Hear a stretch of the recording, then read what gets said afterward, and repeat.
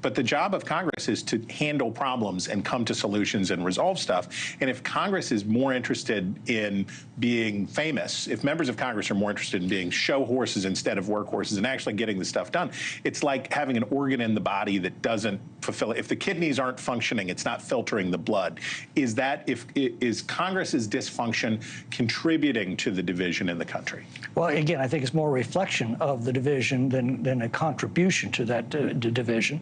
And I do think that we're going to sort things out. We've sorted out these issues before in our many years of history, and we're going to sort out this one too, I believe. Do you hear that sunny optimism, people? I like it. Well, you know, I look back to the election of 1828 and start to see an awful lot of parallels between what they were going through then and what we're going through today. Same kind of personalities, same kinds of issues, same breaking apart of old coalitions, the same rejection of a governing coalition that had grown very tired and irrelevant and dismissive of the general population. You can see a lot of those factors playing into the times we're in right now. We got through those times, and we'll get through these. Well, the Andrew Jackson of our current time would be Donald Trump, right? That would be this disruptor who changes the nature of the party comes in. He came to Washington, came to Capitol Hill for the first time since January 6, 2021. It was a day you called a disgrace and an abomination. There was. What did you hear from the former president when he came to call on you all that made you more confident that we would not see a repeat of those events on January 6, 2025? Well, I think, first of all, he's become much more unifier within the party itself. And I think that's not just a factor of his positions, but what's happened to the country in the 4 years since he left office. That, more than anything, I think, is, look, I'm a Ron DeSantis fan. I supported Ron DeSantis, but I am 110% behind Donald Trump right now, and I intend to be.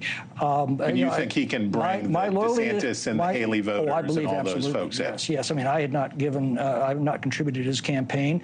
The day that he was convicted, I maxed out because I think that was a complete abomination and an insult not only to our justice system, but to our country itself. And I tell folks all the time, look, told them the same thing in 2016. Not my first choice, not even my second choice. But I can sure as hell tell the difference between a fire and a fireman. And if a fireman's trying to save my house from burning down, I really don't care if from time to time he behaves like a bit of a jerk. Okay. You've been critical of the bipartisan border deal. California, immigration politics in California are enormous. And you've been critical of the bipartisan border deal. You said it institutionalizes illegal immigration. And you've been equally critical of President Biden's executive action that he's attempting now that's working its way through the courts. But Congress hasn't been able to pass anything. Congress has not been able to do anything here. Well, again, not entirely true. The House of Representatives passed H.R. 2, which is comprehensive. But the Senate, didn't.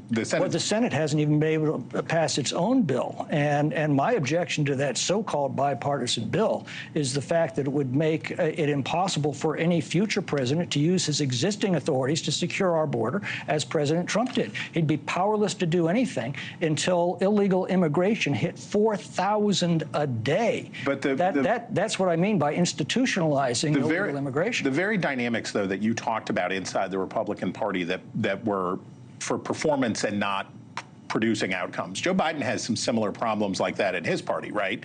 He's got Democrats screaming about something that you say is insufficient, right? His executive action, you say it's not nearly enough. He has Democrats saying it's way too much and it's a return to Trump. Well, what I can tell you is this. When I was at the Yuma border last year, I met with a group of Border Patrol agents, and I said, look, we can't enforce the laws. We're the Congress. We write the laws. What laws do you need us to write to make your jobs better?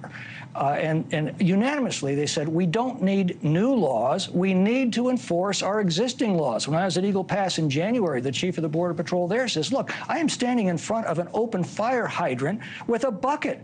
I don't need more buckets. I need somebody to turn off the hydrant. The fact is, the president has the full authority to secure our borders. President Trump proved that. And on this very first day in office, Joe Biden reversed all of those policies and began the largest illegal mass migration in history. Thanks for watching. Go to joinnn.com to find NewsNation on your television provider. And don't forget to click the red subscribe button below to get more of NewsNation's fact-driven, unbiased coverage.